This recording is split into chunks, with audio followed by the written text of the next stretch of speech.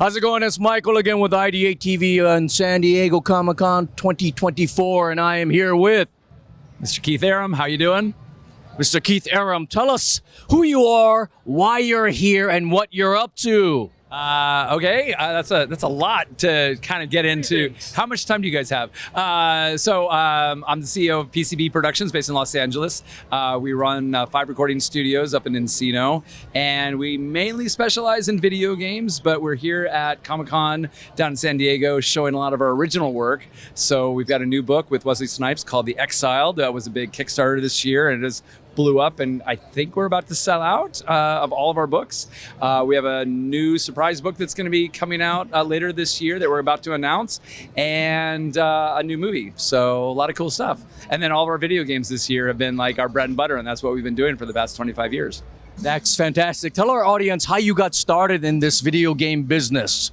So I started in the music industry, actually. I was in the band Biohazard and then Contagion on Capitol Records. So I was doing angry industrial music, touring and opening up for bands like Nine Inch Nails and playing with like Frontline Assembly, all these industrial bands. And everyone loved the music that we were writing for not just the albums, but they thought it was great for soundtracks. So I got into film scoring, and the whole time we were touring and I was starting to write music, we were in the back of our tour buses playing Street Fighter and video games. And so I started getting a lot of offers to start writing music for video games. And now 25 years later and 700 productions later, I'm working on Street Fighter 6 and all these like games that I grew up with, which is awesome. So it's been a really great ride. Are there any video games that are out right now that people can purchase and play? This year we did the new Monster Hunter. We've got Street Fighter. We did the new Nier, Dark. The big ones that really did well was the new Persona series for Persona Reload, which my wife Valerie directed, and Grand Blue Fantasy. And then the biggest one that we did was the new Yakuza game, Like a Dragon, Infinite Wealth. And has been doing well. I think it did like 1 million units in the first 5 days. So, and that's where we got to meet, because I got to go out to Hawaii and got to, set up a studio there and got to have a lot of the local talent be on the game, especially because the game took place in Hawaii. So we had a blast doing that. And so we've loved that franchise. Been working on that for about 6 or 7 years, that whole series, and Judgment and Lost Judgment and Like a Dragon. So yeah, so it's been a great ride. And those games are all out right now and doing super well. So when you're out traveling and recording in other states, who stays home and mans the company? Well, Valerie really runs everything. Like, she's like taken over the company. My whole staff here, Janie and Cy and Haven and everyone who've been working for us, they really run the company and do everything else there. I get to come in and kind of get my chance to direct when I can ask them if I can work. But no, it's been great. It's been really good. We're a really, really strong team. And I'm branching out a little bit more into my original productions. So doing all of these graphic novels that are becoming films and television shows and original games. And then our services-based work, directing and doing performance capture. And then we're also turning that into teaching too. So we've been doing stuff for USC and for Cal State.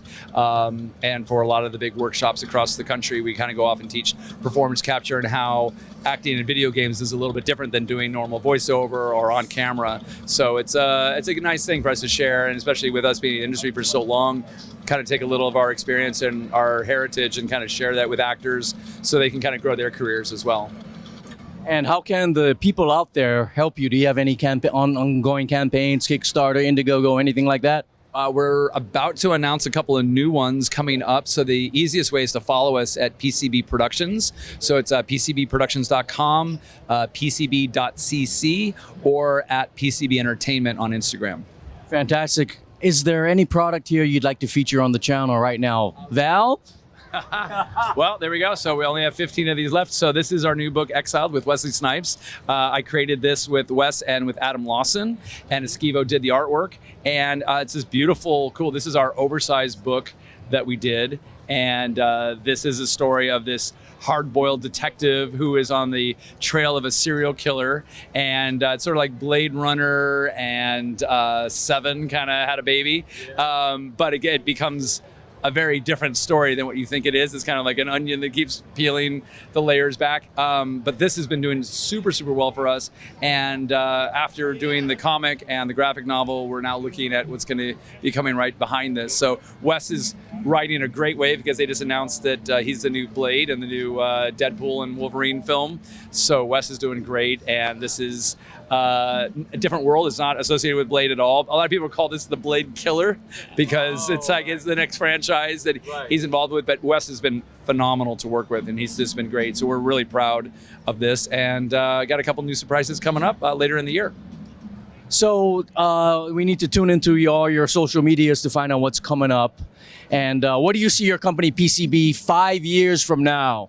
We're definitely going to have some new films and some new games and a couple new books that'll be out. The lifespan of these, like just to develop a book, is like about 2.5 years to do a really well one. The very first book I did, Ascend, it's coming up on its 20th anniversary. That was the first big book that blew up on Image Comics, and we're going to be doing the 20th anniversary of that one. So probably within the next 5 years, you're going to see Ascend and Barrock and all these like big franchises that we were trying to get off the ground now kind of finally come to fruition. So it's going to be a good time. You're very busy. We like to keep very busy. So is there any piece of advice that you would give to our audience on how to get started in this industry? There's never a wrong time to get started. Like people say, like, only if I had this, or I don't have this, or I don't have the money, I don't have this. And it's like, you don't have to have anything to get started. You just need to do it. And if one person likes what you do, that's enough that, you know, there's going to be someone else behind that person. And what's great about places like Comic-Con is you get to come here and you get to see all different styles, all different tastes. Everyone has kind of different interests. So if you're a creator, you just have to start creating, and you don't have to wait for the budget. You don't have to wait for the celebrities. You don't have to wait for the attachments or an agent or a manager or anybody. You just have to start doing it. And someone's going to say, hey, what are you working on? That's pretty cool. And then suddenly it just explodes. And we see this with our actors. We see this with our other friends who are creators. It goes forever. It feels like forever that you're not going anywhere. And all of a sudden one thing breaks out and you just like goes from 0 to 100 overnight. So you never, but you need to be prepared. You need to be ready with your skills and everything else that's there. So never give up on doing that. And some people, they look at like, oh, I wish I had that. And they look over and the grass is always greener, right? But it's not that. It actually is that everyone struggles. Everyone has hardships. And, coming out of COVID and other things, it's like we all went through this globally. It's not like some people escaped it. It's just, if you've got lemons, just turn it into lemonade, right?